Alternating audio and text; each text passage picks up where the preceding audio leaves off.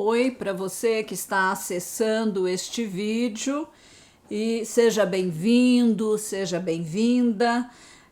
Você que tem aí curiosidade em saber o significado do que está escrito no Evangelho de Marcos, fique conosco até o final, dê o seu like e se ainda não é inscrito em nosso canal, por favor, inscreva-se e nos ajude aí a expandir esse conteúdo tão relevante para outras pessoas, ok? E a nossa leitura comentada hoje no Evangelho de Marcos, né, está no texto de Marcos 2, versículos 13 a 22. E convido você para me acompanhar nesta leitura, né? Enquanto nós vamos aí olhar para o texto onde nós vamos procurar as pérolas preciosas. De novo, Jesus foi para junto do mar e toda a multidão vinha ao encontro dele e ele os ensinava. Quando ia passando, viu Levi, filho de Alfeu, sentado na coletoria e lhe disse: siga-me. Ele se levantou e o seguiu. Achando-se Jesus à mesa na casa de Levi, estavam junto com ele, né, os seus discípulos, né, e muitos publicanos e pecadores, porque estes eram muitos e também o seguiam. Os escribas dos fariseus, vendo Jesus comer em companhia de pecadores e publicanos, perguntavam aos discípulos dele: por que ele come e bebe com os publicanos e pecadores? Tendo ouvido isto, Jesus lhes respondeu: os sãos não precisam de médico, e sim os doentes. Eu não vim chamar justos, e sim pecadores. A questão do jejum. Ora, os discípulos de João, aqui o Batista, e os fariseus estavam jejuando.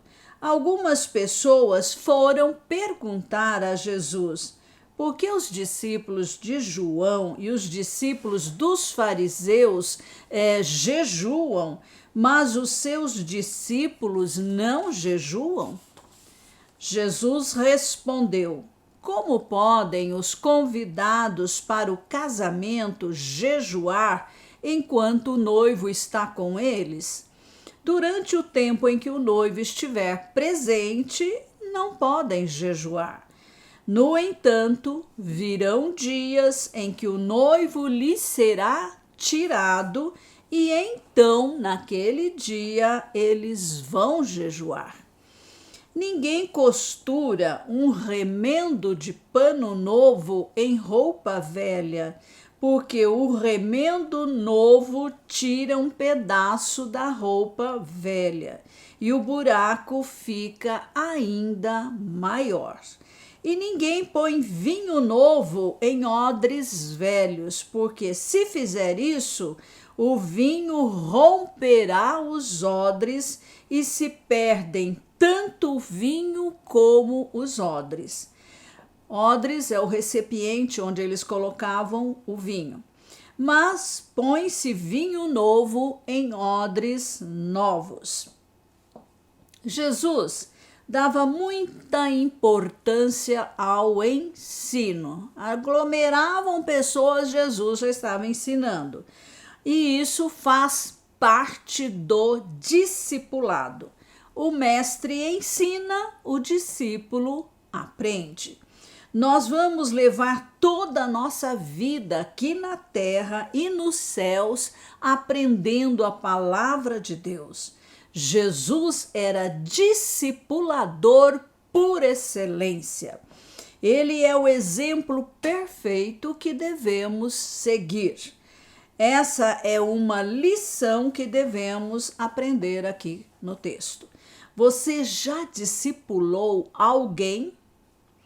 Levi, chamado Mateus, era cobrador, coletor de impostos e era mal visto pelos judeus, porque cooperava com Herodes Antipas, que colaborava com o Império Romano. Os judeus desprezavam essa classe de pessoas. O sistema de tributação era corrupto e a maioria dos publicanos desviava dinheiro dos impostos para si mesmos. As expressões junto ao mar e na casa de Levi sugerem que a coletoria usada por Levi ficava junto ao mar da Galileia e era usada para cobrar impostos dos pescadores. Vamos ver aí o chamado de Levi. Provavelmente ele já tinha algum conhecimento sobre Jesus. Ele sabia que esta decisão de seguir Jesus implicaria em uma mudança radical em sua vida. Ele teria que deixar para trás uma vida devotada a recolher impostos com propósitos egoístas para se dedicar a recolher almas, ou seja, vidas para o reino dos céus, visando assim a glória de Deus e o benefício eterno para as pessoas alcançadas. Antes, seu trabalho beneficiava o governo romano. Agora, ele traria um benefício permanente para as pessoas ao levá-las a Cristo Jesus. Levi, também chamado Mateus, escreveu o evangelho que leva o seu nome, o Evangelho de Mateus. Jesus foi acusado de comer com os publicanos e pecadores, isto é, comer com aqueles que não respeitam a lei de Moisés. Nenhum bom fariseu seria encontrado na companhia de tais pessoas, para não se contaminar com o pecado deles. Jesus traz a interpretação correta da lei de Moisés. O amor não segrega pessoas. Pecar é uma decisão própria, né? Da vontade da própria pessoa. Estar com pecadores com a finalidade de atraí-los para Cristo é bem diferente do que estar com eles para praticar o que eles praticam. Viver no ambiente restrito da igreja local não leva benefício permanente de salvação em Cristo aos não salvos. Jesus atraía todo tipo de pessoas. Jesus tinha compaixão por todos. Jesus não evitava os pecadores. Naquela sociedade havia os odiados, coletores. Eles eram mal vistos porque eles retiravam o imposto, né, dos judeus para o Império Romano. Havia pessoas desonestas, imorais, violentas, todo tipo de pessoa. E hoje não é diferente.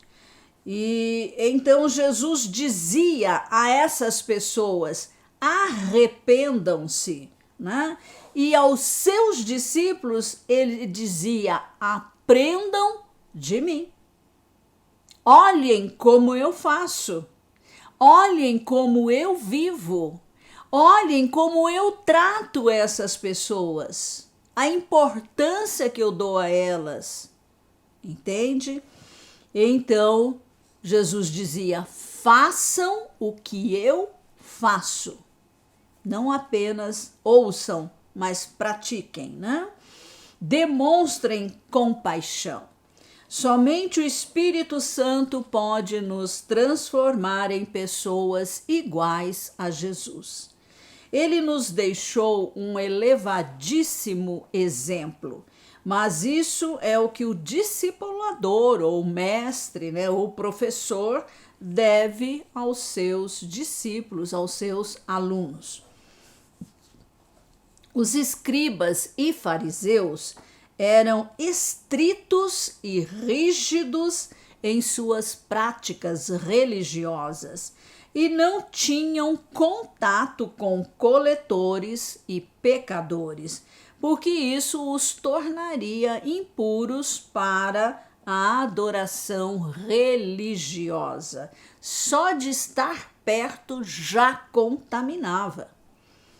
Os rabinos judeus se recusavam a ensinar justamente para os mais necessitados de ensino correto. Jesus disse que os doentes precisam de médico. Então, Jesus compara sãos com enfermos e aponta que aqueles que são sãos, que estão sadios, se refere aos que são justos, e os doentes são os pecadores que precisam de salvação. O que Jesus estava fazendo era correto, e ele não se importava com a opinião dos mestres religiosos tradicionais daquela época. Jesus revolucionou com os seus métodos e atitudes. Que profunda lição nós temos aqui. A conduta correta pode contradizer a tradição religiosa. Quem descobre novas verdades sempre será combatido, e os que as promovem serão perseguidos. Arthur Ford orou: da covardia que teme novas verdades, da preguiça que aceita meias verdades, da arrogância que pensa que conhece toda a verdade, livra-nos, Senhor. Em Lucas 19:10, Jesus declara: porque o Filho do Homem veio buscar e salvar o perdido. Jesus não veio para aqueles que se consideravam justos por si mesmos, como os escribas e fariseus, que estavam cheios de orgulho espiritual.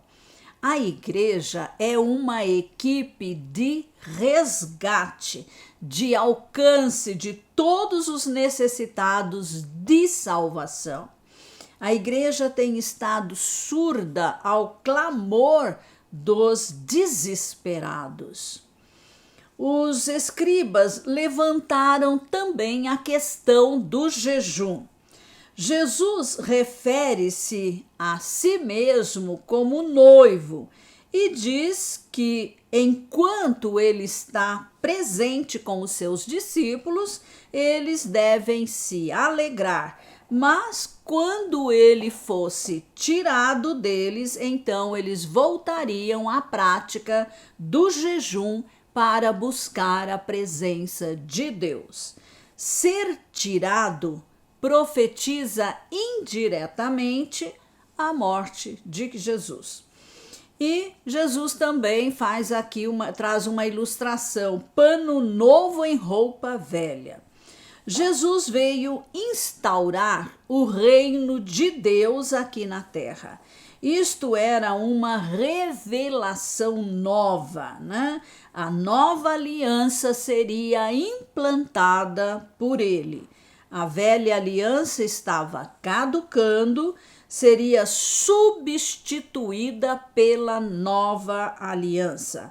A velha é comparada com pano velho, que não suportaria o pano novo da nova aliança, que estava chegando aí com os ensinos e sacrifício expiatório do Senhor Jesus Cristo.